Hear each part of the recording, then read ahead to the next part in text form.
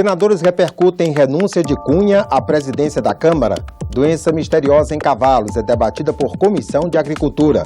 E a estreia do programa Município Brasil. O programa discute a desvinculação de receitas. Bom dia. A renúncia do deputado Eduardo Cunha ao cargo de presidente da Câmara teve repercussões aqui no Senado. Investigado pelo Supremo Tribunal Federal em 6 inquéritos, Cunha estava afastado desde 5 de maio por ordem da Justiça. É público e notório que a casa está acéfala, fruto de uma interinidade bizarra, que não condiz com o que o país espera de um novo tempo após o afastamento da presidente da República. Somente a minha renúncia poderá pôr fim a essa instabilidade sem prazo. Ele continua sendo deputado federal, mas com um mandato suspenso. Durante a leitura da carta de renúncia, Cunha ameaçou chorar. Ele disse que é vítima de perseguição do Ministério Público por ter iniciado o processo de impeachment da presidente Dilma Rousseff. Sofri e sofro muitas perseguições em função das pautas adotadas. Estou pagando um alto preço por ter dado início ao impeachment. No Senado, as reações foram imediatas. Nenhuma favorável a Cunha. Ele não é vítima de nada. O Brasil é vítima, a democracia brasileira é vítima e essa crise tem na ação do agora ex-presidente da Câmara um dos seus maiores protagonistas. Eu espero sinceramente que não seja a primeira parte de um acordo envolvendo o presidente Temer e a maioria parlamentar para fazer esse senhor escapar da cassação e, por conseguinte, escapar dos crimes que cometeu. Tem uma articulação aí envolvendo vários partidos, o governo do presidente Michel Temer, porque tem muita gente com medo da prisão e da delação do Eduardo Cunha. Uma delação do Eduardo Cunha é explosiva. Esse governo Michel Temer não aguenta um dia. O acordo é possível que tenha ocorrido. Não creio que ele seja bem sucedido. Não imagino seja suficiente para salvar o mandato do deputado. O crescimento do transporte aéreo de passageiros na última década tem sido freado pela atual crise econômica. O resultado? Queda no número de voos e aumento no preço das passagens. Para estimular o setor, o Senado analisa um projeto de resolução que fixa um teto para a alíquota do ICMS sobre o querosene de aviação. A proposta foi tema de audiência pública na Comissão de Assuntos Econômicos. O número de passageiros de transporte aéreo no país saltou de 30 milhões ao ano em 2002 para 100 milhões em 2015. Mas dados da Associação Brasileira das Empresas Aéreas mostram que o setor enfrenta hoje 10 meses consecutivos de queda na demanda por passagens. Nos últimos 3 anos, o prejuízo alcança 10 bilhões de reais. Para estimular o setor, o Senado analisa um projeto de resolução que fixa em 12% a alíquota máxima do ICMS sobre o querosene de aviação, que hoje varia de 3% a 25% conforme o Estado. Em audiência pública na Comissão de Assuntos Econômicos, o representante das empresas aéreas insistiu que a principal contribuição para a crise do setor vem do custo do combustível. Ele representa 40% do valor dos bilhetes aéreos e sofre influência da variação do câmbio, do preço no mercado internacional e dos tributos internos. Aproximadamente 70 aviões já foram devolvidos pelas empresas, pela aviação brasileira, aos lessores ou sublocados a empresas de outros países. Por quê? Porque a demanda não sustenta o custo. A proposta tem apoio do governo federal. O Brasil é o único país no mundo em que incide tributos estaduais sobre o querosene de aviação.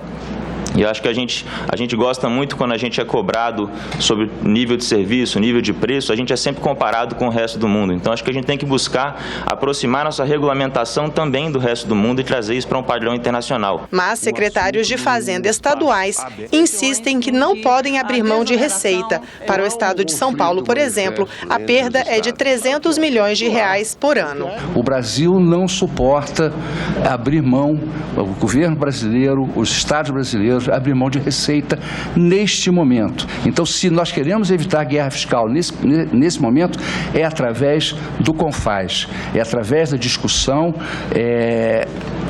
ampla no CONFAS. Um avião que sai para Buenos Aires ou um avião que sai para dentro do Brasil, o ICMS de um não existe, o ICMS do outro existe, isso vale para a soja, isso vale para a carne. Então essa distorção não é prerrogativa do setor aéreo, ela é a característica do nosso sistema tributário, que é um sistema tributário absolutamente esquizofrênico e complexo. A proposta divide os senadores. É facultado ao Senado Federal, letra B, fixar a alíquota máxima nas mesmas operações para resolver conflitos específicos que envolvam interesse de Estados mediante resolução de iniciativa da maioria absoluta e aprovada por 2/3 de seus membros. Não há um conflito manifesto entre os Estados. Claro que há. Não há. O que há é uma vontade manifesta de um setor da economia. Eu queria abrir o diálogo a partir dessa perspectiva, da perspectiva de 12 milhões de brasileiros que vivem na região amazônica. Como isso pode ter repercussão direta na redução de tarifa para que nós não temos o disparate, por exemplo, de sair da Porto Velho do José Aníbal ir para São Paulo e pagar uma passagem mais cara do que a de Brasília para Miami. Nós estamos aqui fazendo um debate que só tem um sentido, o sentido é favorecer o usuário. Qual é a resposta objetiva e concreta que nós poderemos estar dando para esse sofrido usuário que tem que se submeter a essa regra? Esse processo pode gerar, na medida em que ele se complete, claro que dependendo das circunstâncias em que ele se completa em cada estado, ele pode gerar de 50 a 70 novos voos diários saindo da região sudeste rumo da região mais sul-sudeste, né, rumo a norte, nordeste e centro-oeste. Uma doença que vem afetando o rebanho de cavalos e jumentos do Brasil foi tema de audiência pública na Comissão de Agricultura nesta quinta-feira. O mormo tem obrigado criadores a sacrificar centenas de animais e provocado enormes prejuízos. O rebanho equino brasileiro possui cerca de 6 milhões de cabeças. Em 2014, foram notificados 114 casos de mormo no país. A doença não tem cura e é considerada uma zoonose, visto que pode ser transmitida aos seres humanos. O mormo se caracteriza por secreções nasais e problemas respiratórios nos equinos. Segundo os pesquisadores da rede pública e da rede privada, uma das maiores dificuldades no combate à doença é a incerteza nos testes laboratoriais. Animais que testam positivamente apresentam resultado negativo em um segundo exame. Isto vem intrigando os pesquisadores. Eles alertam que estes equinos não são portadores saudáveis da doença. A solução encontrada pelo poder público e que, de acordo com os criadores, também não resolve a questão é o sacrifício dos animais. O representante da Associação Brasileira dos Veterinários Equinos acredita que a padronização dos procedimentos pode trazer mais segurança no diagnóstico. Nós sabemos que o ideal seria termos os reagentes iguais, tanto na rede credenciada particular como na rede oficial, né? E essa padronização ocorra também entre a rede credenciada, entre a rede oficial e interredes, né? Então, dessa forma, a padronização tanto do reagente, dos antígenos, né? Da diluição do antígeno, tem alguns trabalhos até mostrando que a própria diluição diferente, né, em testes comerciais também interferem no resultado. Os representantes da rede pública de laboratórios afirmaram que a estrutura de pesquisa no país é moderna, mas que o mormo ainda necessita ser mais conhecido cientificamente. Pelo que eu vi aí, mata primeiro o animal, depois faz a investigação. Não dá para fazer investigação com animal vivo? A investigação ela é feita na propriedade, uma investigação clínica, epidemiológica, e são colhidas amostras de soro para que se façam análises sorológicas, que hoje são as análises que são regulamentadas e são aceitas para trânsito internacional. Então, a definição de caso, né, de um caso de mormo está na legislação, e uma vez que o animal é sacrificado, para título de pesquisa, se colhe amostras de órgãos, de necrópsia, e a partir daí que nós estamos fazendo os isolamentos, né, para a construção de um grande banco mundial de amostras de referência, para que se tenha aumento no estado da arte da ciência. Então, é preciso gerar conhecimento. União, estados e municípios querem que o Congresso aprove projetos que desvinculam receitas. O objetivo é desengessar o orçamento e facilitar o remanejamento de despesas. O tema não é consenso entre os parlamentares e é um dos destaques da edição de julho do Município Brasil, que estreia amanhã.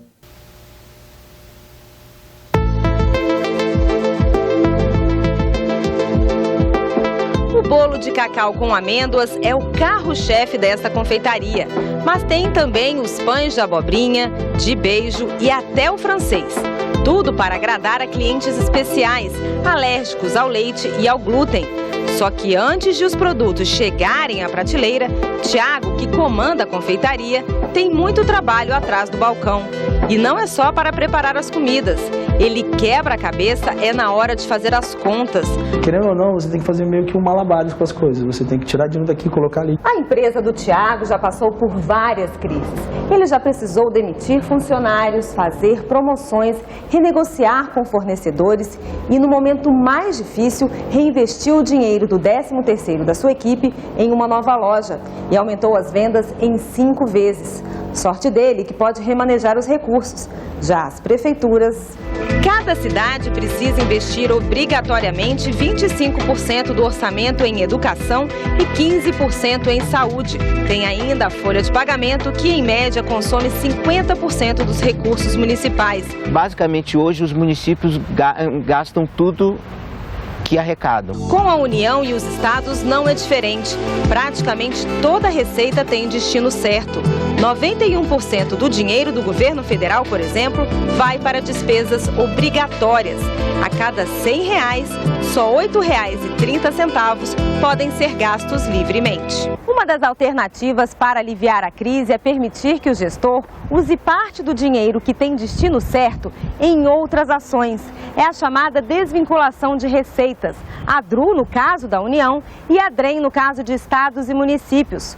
Com isso, os gastos dos governos seriam mais flexíveis, como os do Tiago. Se todo o dinheiro que entra tivesse já o caminho certo para ele ir, eu provavelmente estaria com as portas fechadas. Porque eu preciso, às vezes atrasar uma conta aqui para pagar uma outra coisa, até mesmo para reinvestir. No Congresso, há várias propostas que flexibilizam a aplicação do dinheiro. E aí está o medo de muitas pessoas, porque nesse bolo há projetos que mexem nos recursos destinados à saúde e à educação. Com a proposta de retorno da DRU, a União só aplica apenas 18%, ela fica desobrigada a não ter que aplicar esses 18% em educação. A desvinculação seria uma ameaça à execução do Plano Nacional de Educação. Está faltando posto de saúde, com hospitais deficitários. Então, num momento como esse, a gente está retirando o recurso da saúde e da educação.